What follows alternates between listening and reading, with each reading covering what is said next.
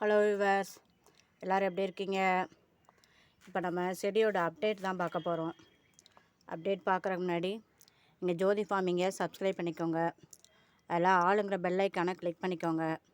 அப்போ தான் நான் போடுற வீடியோ வந்து உங்களுக்கு உடனே என்ன செய்யும், நோட்டிஃபிகேஷனாக கிடைக்கும். இங்கே பாருங்கள் விவர்ஸ், மல்லிச்செடி போட்டு வச்சுட்டோம்னா இந்த குட்டி டப்பாவில் நம்ம இது பண்ணி இந்த டப்பா நம்மளாக செஞ்சு போட்டோம்ல, இந்த இங்கிட்ட 2 டப்பா ஒட்டி கவர் வச்சு பாருங்கள். அதில் இங்கே பாருங்கள் மல்லிச்செடி தேவிட்ட முளைச்சிருச்சு பாருங்கள். இந்த கீழே உள்ளதுலேயும் முளைச்சிருச்சு பாருங்கள். இதில் அரைக்கீரை போட்டு விட்டேன். அரைக்கீரை எவ்வளோ சூப்பராக நல்லா தளைஞ்சு வந்துருக்கு பாருங்கள். வெயில் நேரத்துக்கு எண்ணெய் வச்சாலும் சரி வந்துடும். எண்ணெய் நம்ம கூட ஒரு தடவை தண்ணி கொடுக்கணும். இந்த என்னது பீட்ரூட் வச்சோம் பாருங்கள், அதில் 3 வச்சோம்ல, அதில் 1 தான் பிழைச்சிருக்கு, 2 இது பிழைக்கலை. அதேமாதிரி இந்த வீட்டில் நம்ம கிடக்கிற குட்டி குட்டி வெங்காயமாக இருக்கும்ல, அதெல்லாம் எடுத்து என்ன செஞ்சு விட்ருக்கேன், இந்த சட்டியில் சும்மா அது இருக்கேன். இந்த வெந்தயம் போட்டிருந்தோம்ல, எடுத்துட்டோம்ல, அது போல் இப்போ என்ன செஞ்சு விட்ருக்கேன், வெங்காயத்தாள் வந்துடும். வெங்காயத்தாளும் எடுத்துக்கிடலாம். அதுபோக அடியில் வெங்காயமும் கரெக்டாக இன்னும் 2 மாதத்தில், இன்னும் 1 மாதம் தான், 1 மாதம் ஆச்சு. இன்னும் 1 மாதத்தில் என்ன செஞ்சிடும், நம்ம இதில் வந்து வெங்காயத்தையும் ஹார்வெஸ்ட் பண்ணிக்கலாம்.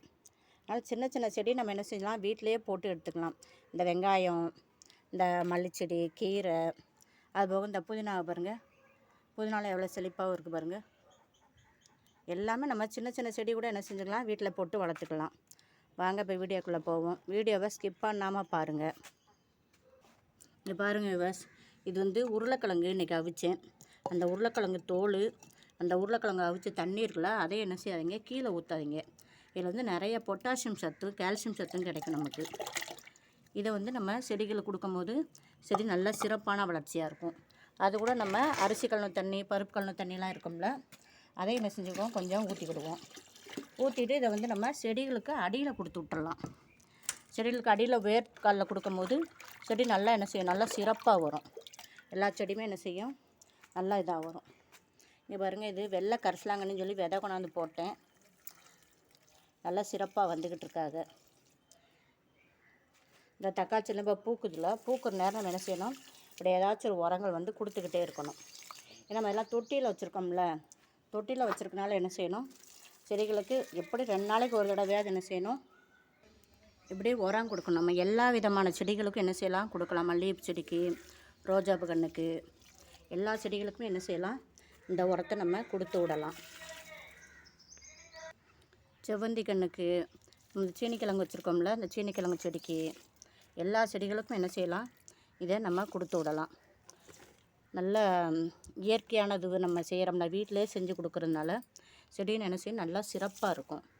அதுபோக விவர்ஸ், வெயில் காலத்தில் என்ன செய்யுங்க, இப்படி செடிகளுக்கு இலைகள் மேலே என்ன செய்யுங்க, அப்படியே தண்ணி தெளித்து விடுங்க. தெளிக்கும் போது சரி, அது நல்லா ஃப்ரெஷ்ஷாக ஃபீல் பண்ணும். நமக்கு செடிகள் எல்லாமே சிறப்பாக இருக்கும். இலையெல்லாம் என்ன செய்யாது, வாடாமல் இருக்கும். நம்ம நல்லா அழுத்தி ஸ்ப்ரே பண்ணும்போது என்ன செய்யும், செடியில் இருக்க மாப்பூச்சி முதற்கொண்டு என்ன செய்கிறோம், போயிடும்.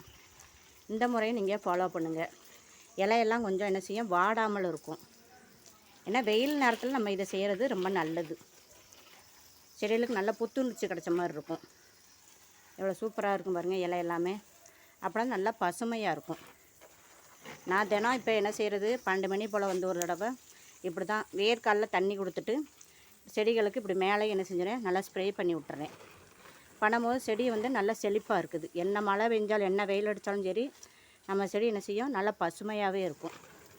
எவ்வளோ சூப்பராக இருக்குன்னு பாருங்கள். வீடியோ பிடிச்சிருந்தா லைக் பண்ணுங்கள், சப்ஸ்கிரைப் பண்ணுங்கள் ஜோதி ஃபார்மிங்கை, கமெண்ட் பண்ணுங்கள். நிறைய பேர் கமெண்ட் பண்ணியிருக்கீங்க, எல்லாருக்குமே ரொம்ப நன்றி. அப்படி இந்த பூவை என்ன செஞ்சிட்டோம், கொஞ்சம் இன்றைக்கி ஹார்வெஸ்ட் பண்ணியாச்சு. இந்த பூ வந்து பூத்து பிடிச்ச பிறகு என்ன செய்யுங்க, இந்த இதை இப்படியே ஒடிச்சு விட்ருங்க, ஒடிச்சு எடுத்துருங்க. அப்படின்னா தான் என்ன செய்யும், புது தளிர் அடிக்கும். நான் இதை அப்படியே கட் பண்ணி விடணும், சிசர் எடுத்து வந்து கட் பண்ணி விடணும். கட் பண்ணி விட்டோன்னா சரிங்க பாருங்கள், எவ்வளோ மொட்டு வச்சுருக்கு பாருங்கள், இப்படி மொட்டு வைக்கும். தேங்க்யூ.